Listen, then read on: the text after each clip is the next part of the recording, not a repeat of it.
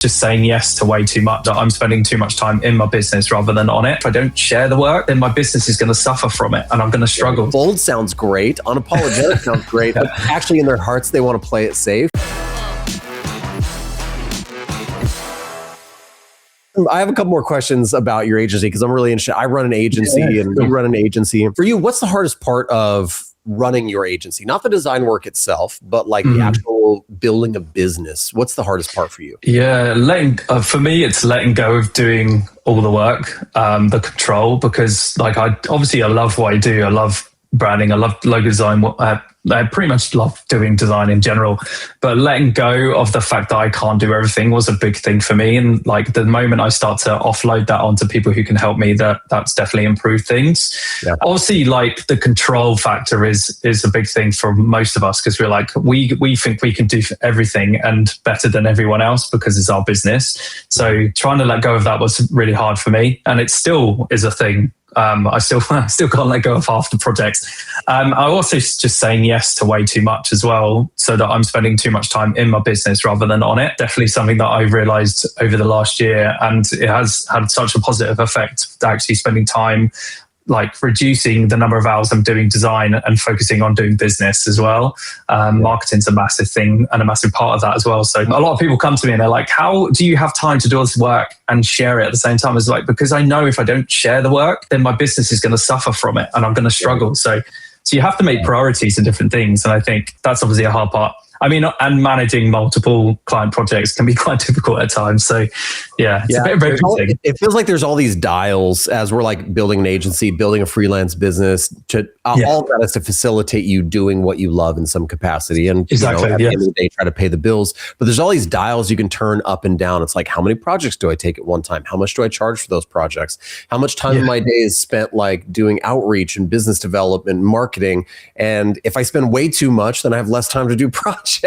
But then I have to dial back up like the pricing so that I can make sure I still do this. So there's so many things you can do. I heard somewhere that, and let me know if this is incorrect, that you do one-off projects, but you also do retainers as well.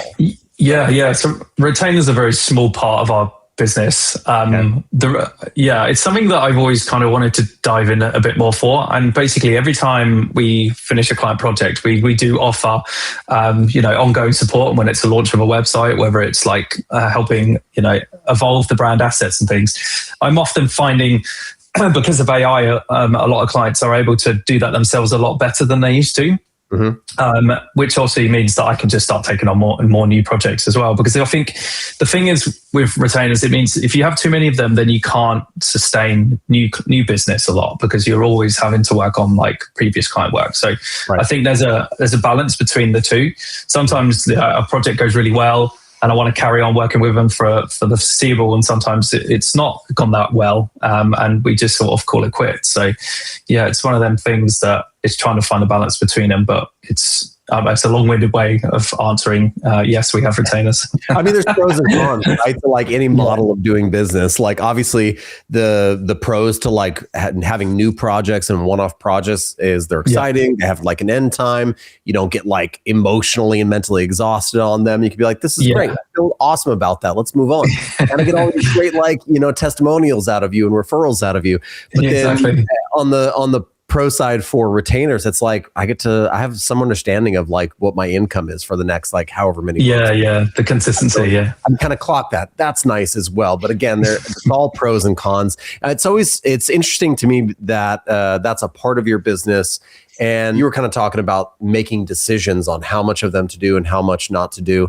Is there any like hard business decisions that you've faced in the last 6 months to a year? I wouldn't say any that I've struggled with. I think it's if I have a client project I've not like really enjoyed and it's gone past the scope and they've asked for more stuff. Sometimes if it's about a relationship, I will just have to like have the conversation, the really awkward conversation of like, look, realistically, it's not going to work for us to carry on the relationship. Then that conversation sometimes is really difficult.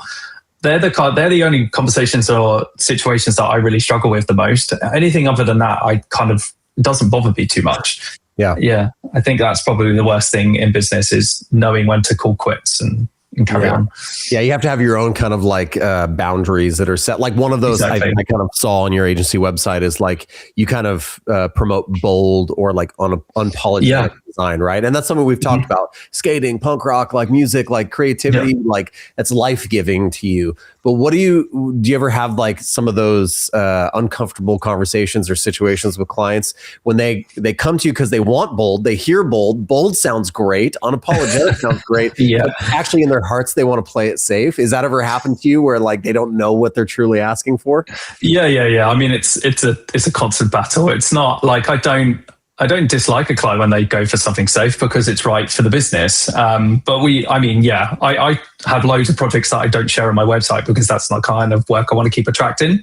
Right. But if I have an inquiry, and sometimes I get this all the time, I'll have like a B2B client send me an inquiry because they're interested in my services, regardless of what I've said on my website, whether they found me on social media through an old project. I would still sometimes take on that project because they would sometimes surprise me in what we can do, even though it might not be the extent of the boldness that I push through the work I do.